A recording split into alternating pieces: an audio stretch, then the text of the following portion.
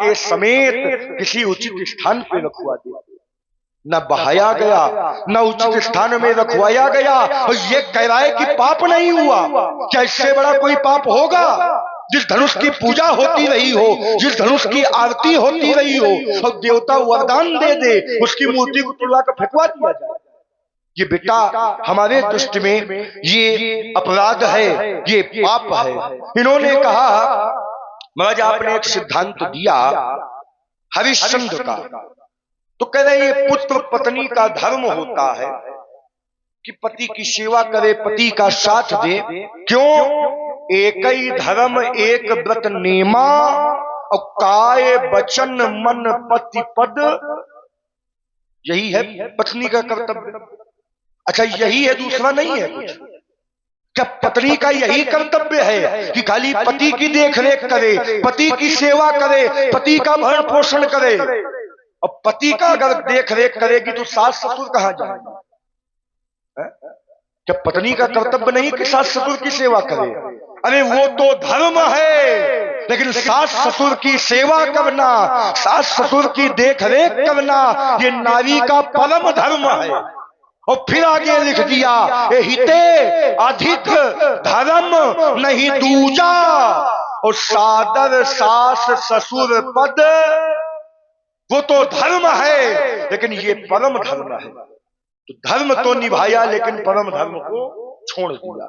और जो व्यक्ति परम धर्म को छोड़ता है फिर संसार में उसकी मान्यता। आइए हरिश्चंद्र को देख लेते हैं थोड़ा सा। कह रहे हरिश्चंद्र के द्वारा कोई अपराध नहीं हुआ, पूरी फसाद की जड़ हरिश्चंद्र ही था। क्यों? क्योंकि हरिश्चंद्र के कोई पुत्र नहीं था। वरुण देवता की तपस्या किया, वरुण देवता से कहा महाराज पुत्र चाहिए, कहा पुत्र तो मिलेगा, लेकिन जब पुत्र 5 वर्ष का हो जाएगा उसकी बलि देना पड़ेगा।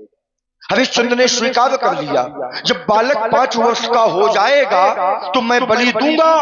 पुत्र का जन्म हो गया और पुत्र धीरे धीरे बड़ा होने लगा। जब बालक 5 वर्ष का हो गया, वरुण देवता पहुंचे, कहा महाराज बलि दीजिए। कहा बालक अभी अबोध है, बालक थोड़ा पढ़ लिख जाए, यज्ञोपवीत संस्कार हो जाए, तब बालक की बलि दूंगा। बालक बड़ा होने लगा, पढ़ लिख गया, यज्ञोपवीत संस्कार हो गया। वरुण देवता पहुंचे, कहा पुत्र की बलि दो। कहा महाराज थोड़ी कसर है, हाँ बालक का ब्याह हो जाए, बहू घर में आ जाए, फिर तुरंत बलि दे दूंगा। कहा ठीक है। वरुण देवता चले गए, बालक का विवाह हो गया, फिर वरुण देवता आए तो हरिश्चंद्र ने हाथ जोड़ लिया, महाराज पुत्र में अब मेरा कोई अधिकार नहीं है, अब पुत्र में तो पत्नी का अधिकार हो गया है। अगर रोहिताश की पत्नी आदेश दे दे तो आप बालक की बलि।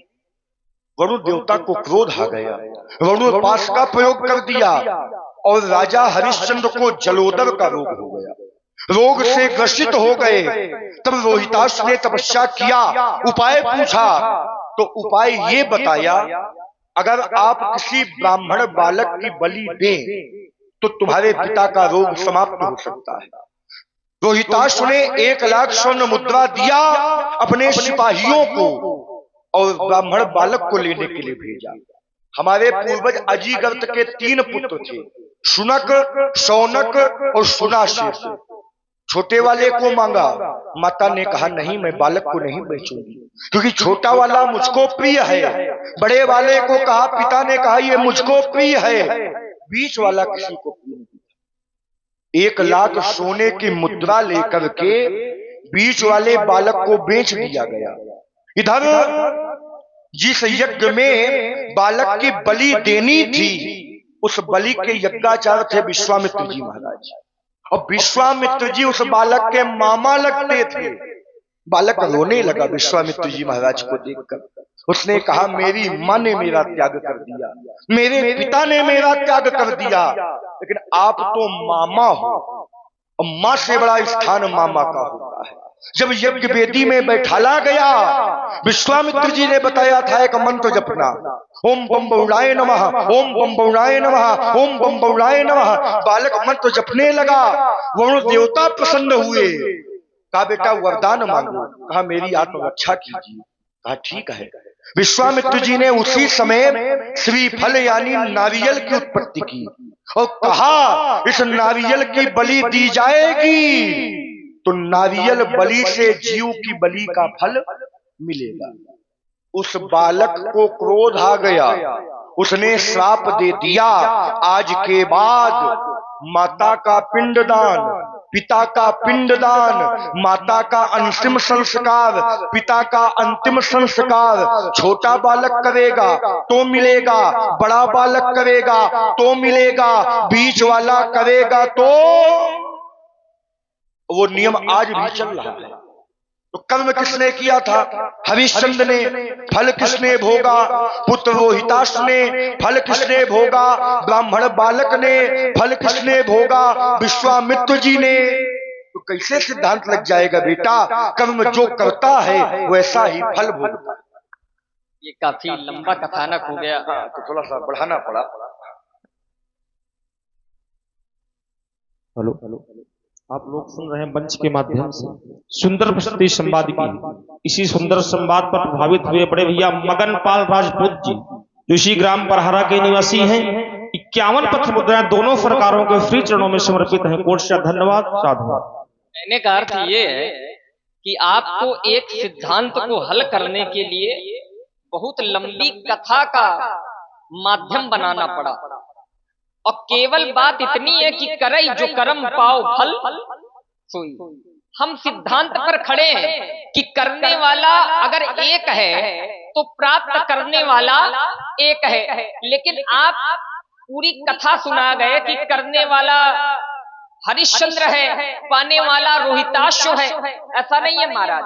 अगर सारी कथा का सारांश निकालेंगे तो कहीं ना कहीं हरिश्चंद्र जी की ही करनी है, और कहीं ना कहीं भोगना भी हरिश्चंद्र जी को ही पड़ा। आपने कथा सुनाई, अब मैं एक कथा इसी में के माध्यम से जोड़े दे रहा हूं। आपने रोहिताश को जोड़ा है। वही विश्वामित्र जी ने राजा हरिश्चंद्र जी की परीक्षा क्यों ली थी? कारण क्या था? हरिश्चंद्र जी के ही कारण लिया था। इंद्र सभा में वशिष्ठ जी बैठे हुए थे, विश्वामित्र जी बैठे हुए थे, और ये पूछा गया कि नहीं वर्तमान समय में संसार में या त्रिलोक में सबसे बड़ा सत्यवादी दानवीर कौन है? तो वशिष्ठ जी ने बड़े दावे के साथ कहा कि नहीं, हरिश्चंद्र से बड़ा कोई नहीं है। ये कथा आप लोगों ने सुनी होगी, परशुराम जी की कथा सुनी है इससे पहले? नहीं, हमारी कथा से क्या मतलब? रुक जाओ थोड़ा सा, हमको कहने दो। आप अपनी बात अपने समय में खूब अच्छे से परोस चुके हो, ठीक है, लेकिन हमारी जो बात जाएगी वो लोगों के पास पहले से उसका स्वाद ये लोग लिए बैठे। नहीं, तुम्हारी पुरानी यजमानी है ना? नहीं, हमारी पुरानी यजमानी नहीं है। बात ये कि जो हम कहते हैं वो समाज की बात कहते हैं, आप अपनी बात करते हो। आप अपनी बात में चल रहे हो, हम सिद्धांत में चल रहे हैं। अंतर केवल इतना है, ठीक है। तो वहां पर जब तर्क वितर्क हुआ तो विश्वामित्र जी ने कहा कि हम परीक्षा लेंगे, और विश्वामित्र जी ने परीक्षा ली। परिणाम के रूप में उनको अपना राजपाट छोड़ना पड़ा। आपने इसी क्रम में जोड़ा था कि पत्नी का एक धर्म होता है कि वो पति से ज्यादा सास ससुर की सेवा करे, तो वो परम धर्म है। अच्छा, हरिश्चंद्र जी के क्या सास ससुर थे उस समय? महारानी तारा के।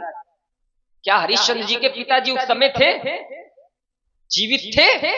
अगर जीवित थे तो क्या नाम था उनका? पहली बात तो जीवित नहीं थे, ससुर नहीं थे। क्यों? क्योंकि पूरा राजपाट विश्वामित्र ने ले लिया था। कोई नहीं था, केवल हरिश्चंद्र थे, तारा थी और उनके पुत्र थे, सास ससुर नहीं थे। आपकी बात सही है। कौन सी? आप जो कह रहे हो कि ये परम धर्म है एक नारी का कि सास ससुर की सेवा करनी चाहिए, लेकिन अगर पति के विरोध में सास ससुर है तो सास ससुर को छोड़ करके पति के साथ चले जाना चाहिए। ये नारी का धर्म है। अगर पति के विरोध में सास ससुर खड़े हो जाएं, पति के पक्ष में सास ससुर ना हो, तो एक पत्नी का केवल यही धर्म बचता है कि वो सास ससुर को नहीं बल्कि पति के चरणों की सेवा करे। क्यों? क्योंकि जी अपिनु देह नदी बिन वारी और तैसी नाथ पुरुष बिन नारी। नारी के लिए उसका पति ही सब कुछ होता, और पति के पक्ष में अगर सास ससुर है तो सास ससुर की सेवा करना परम धर्म है। लेकिन अगर वही सास ससुर पति के विरोध में खड़े हो जाए तो फिर पत्नी का वो धर्म नहीं है कि वो सास ससुर के पक्ष में खड़ी हो, फिर उसका धर्म यही बनता है कि वो अपने पति की सहभागी बने। एक बात, वार्ता ज्यादा लंबी ना हो। और एक और सिद्धांत दिए, आपने कहा कि करने वाला कोई है और भोगने वाला कोई है। ऐसा नहीं है हमारा, यहां पर भी सिद्धांत यही लग रहा कि जो करने वाला है प्राप्त भी आप उसी को करना चाहते हो। जो करने वाला है आप प्राप्त भी उसको करना चाहते हो। भाई तोड़ने वाला है एक, धनुष को तोड़ा है एक व्यक्ति ने, उसको पाने के लिए आपने इतने हथकंडे लगाए हैं कि वो किसी तरीके मिले, लेकिन मिल नहीं पा रहा। तो उसको प्राप्त करने वाले के लिए जिसने कार्य किया है तो उसको प्राप्त करने के लिए आपने कई नीतियां लगाई हैं। तो कारण ये है, जो करता है मिलता उसको है, खोज आपकी उसी की, मिलेगा। धैर्य, थोड़ा समय लगेगा लेकिन मिलेगा। हमारा प्रयास ये रहेगा कि वार्ता अधिक लंबी ना हो, थोड़ी थोड़ी वार्ता होते चले तो आनंद बना रहेगा। ठीक है, आइए। और हमारे बीच में आपके मध्य में जो तर्क बने थे, विशेष रूप से हमने कहा था ममता, आपने कहा था कि ममता नहीं करनी चाहिए। ममता काली अंधियारी रात है। आपने अर्धाली पढ़ी थी कि ममता तरुण तमी अंधियारी और राग द्वेष उलूक सुखकारी। हमने इस पर उत्तर किया था कि अगर ममता गलत है, ममता अंधकार का रूपक है, ममता नहीं करनी चाहिए आपके हिसाब से, तो फिर भगवान ये क्यों कहते हैं कि ममता मेरे चरणों से करो? मेरा उत्तर ये था कि भगवान फिर ये क्यों कहते हैं कि ममता मेरे चरणों से करो? तो आपने जो इस पर उत्तर किया है वो कहीं ना कहीं हमारे पक्ष का किया है कि भगवान कहते हैं कि ममता हमारे चरणों से करो। और आपने जो कथा पढ़ी है वो जड़ भरत की पढ़ी है। जड़ भरत की ममता हिरण से हो गई थी, हिरण से। तो जैसी गति उनकी अंतिम समय में थी, उनको दूसरा जन्म हिरण का लेना पड़ा। और हमने भी अपने पक्ष में यही कहा था कि भगवान कहते हैं कि मेरे चरणों से ममता करो।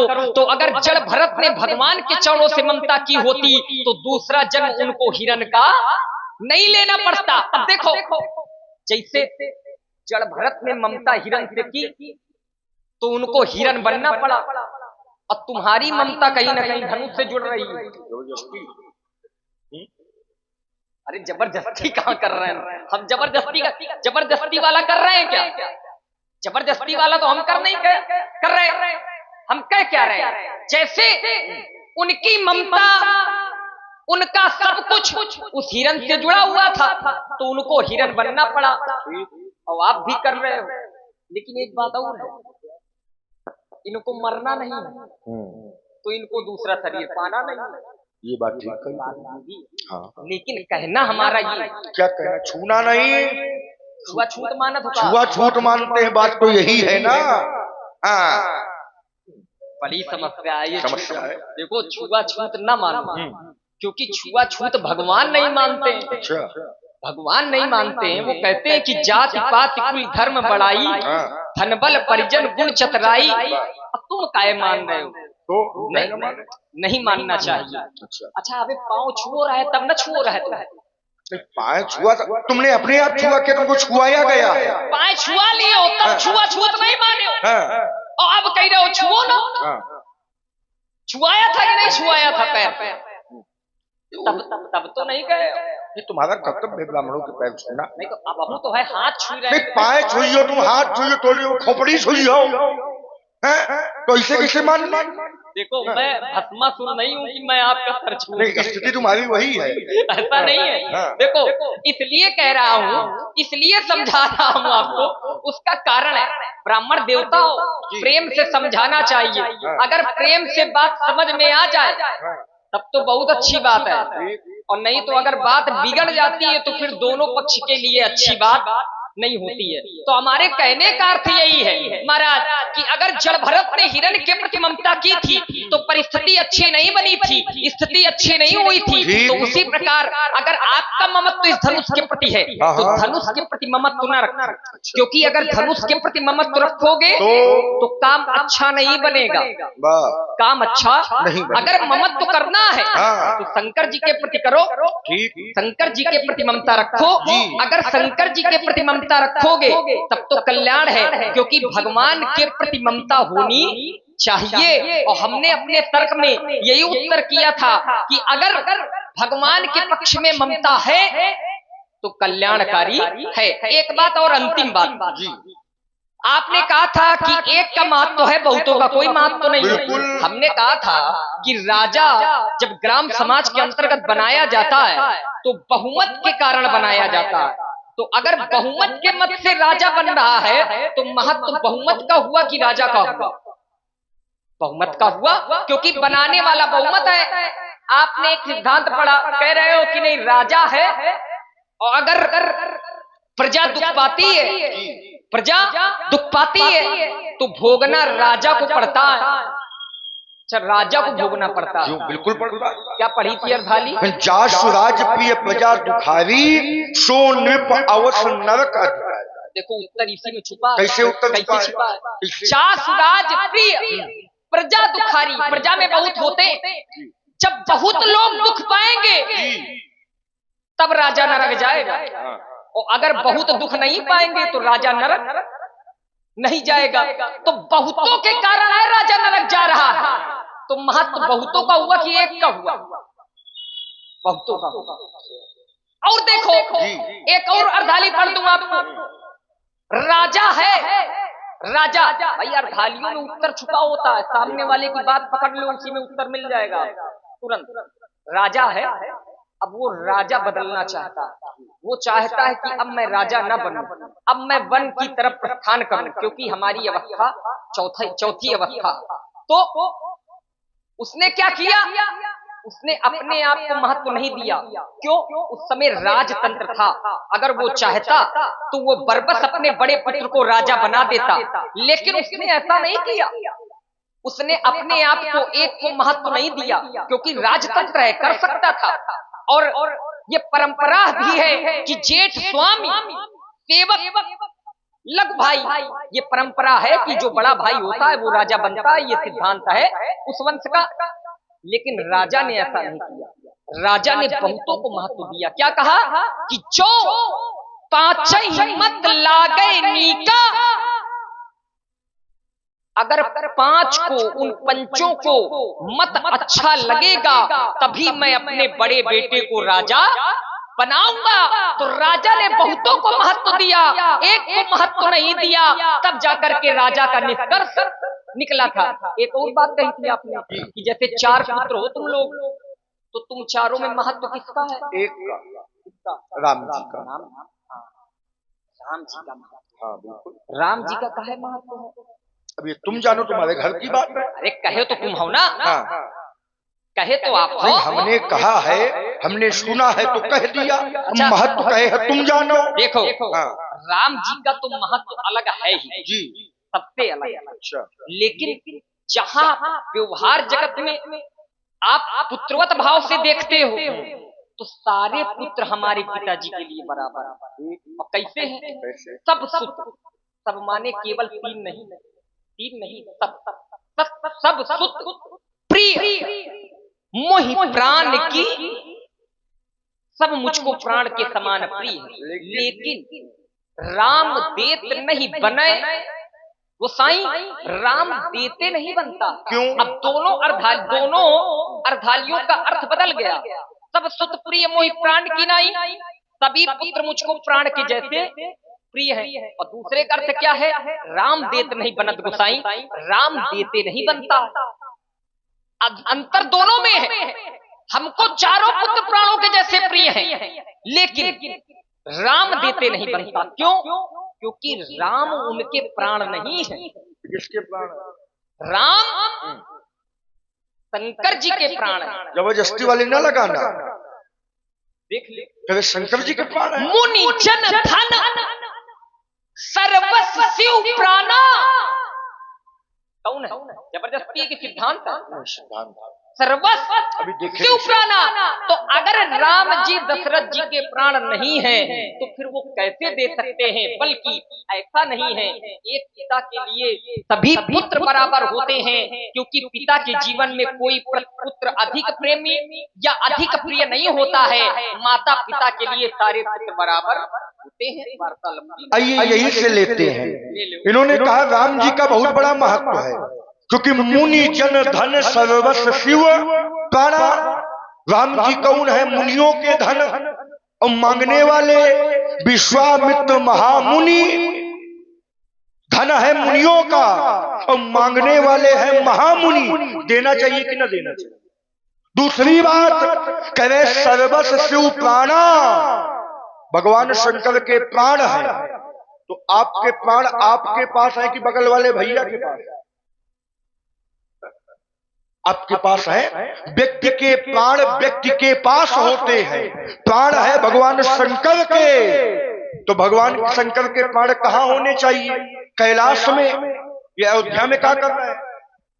क्योंकि अगर प्राण भगवान शंकर के हैं तो प्राण जीव के हृदय में होते हैं। प्राण है भगवान शंकर के, तो भगवान शंकर के प्राण कैलाश में होना चाहिए। अयोध्या में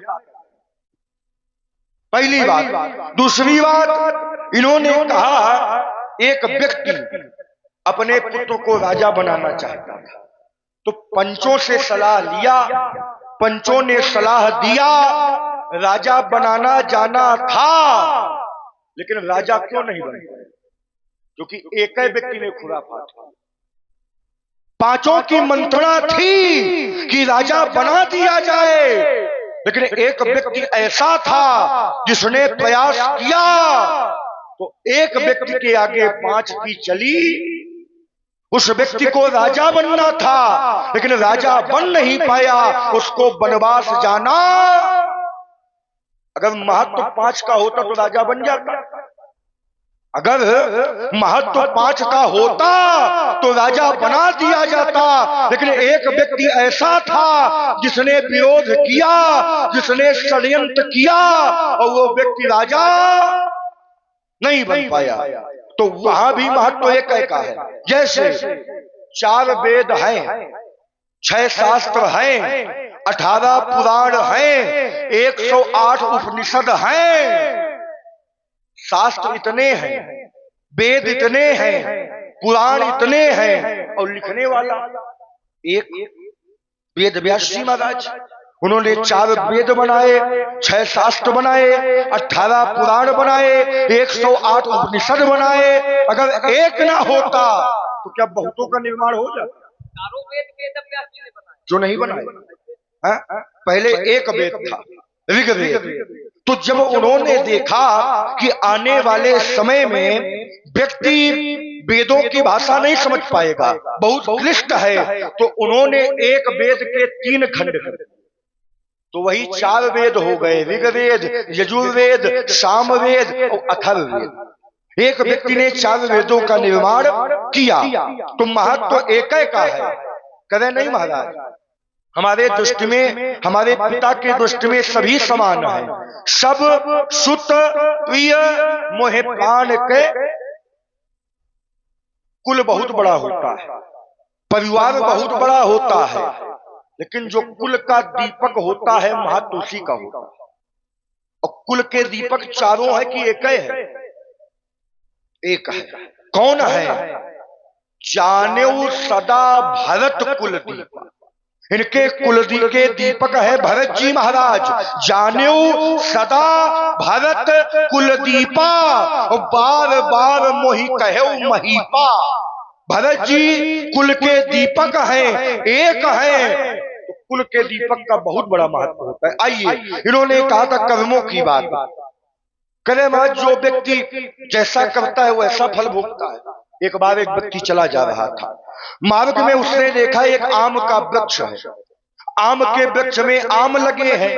नेत्रों ने देखा मन में लालच उत्पन्न हुआ। चलो आम का स्वाद लेते हैं, आम खट्टे हैं, मीठे हैं, कड़वे हैं, कसैले हैं, लेकिन नेत्र देख सकते हैं, मन चाह सकता है, लेकिन क्या मन आम तक जा सकता है? नहीं जा सकता। आम तक जाएगा कौन? चरण। चरण चलकर आम तक पहुंच जाएंगे, आम के पेड़ में चढ़ जाएंगे, लेकिन फल को तोड़ नहीं पाएंगे। तोड़ेगा कौन? हाथ। हाथों ने फल को तोड़ा। हाथ फल तोड़ सकता है, लेकिन हाथ फल खाएगा कौन? मुख। वो व्यक्ति आम के वृक्ष में बैठा, आम का फल खा रहा था, बगल में बैठा था माली। उसने देखा ये तो हमारे आम के बगीचे को उजाड़ देगा, बढ़िया लाठी उठाया, पीछे से गया और उस व्यक्ति के पीठ में 4 लाठी मारा। अब बताओ देखा किसने था? चाहा किसने? मन ने। वहां तक गए कौन? चरण। तोड़ा किसने? हाथों ने। खाया किसने? मुख ने। और दंड किसको मिला? कोनो पीछू का दोष रहेगा। जब देखा नेत्रों ने, चाहा मन ने, वहां तक गए चरण, तोड़ा हाथों ने, खाया मुख ने, फिर दंड पीठ। अब दो बातें होती चले, थोड़ी थोड़ी बातें होती चली, ठीक है। पहले तो उसको देखे ले रहे हैं कि एक का महत्व है कि बहुत का महत्व है। आपने कहा कि वेदव्यास जी ने 4 वेदों का निर्माण किया, तो महत्व बहुत का है, एक का नहीं है। 4 का किया, तो किया किसने? एक ने किया। अच्छा, अगर बहुत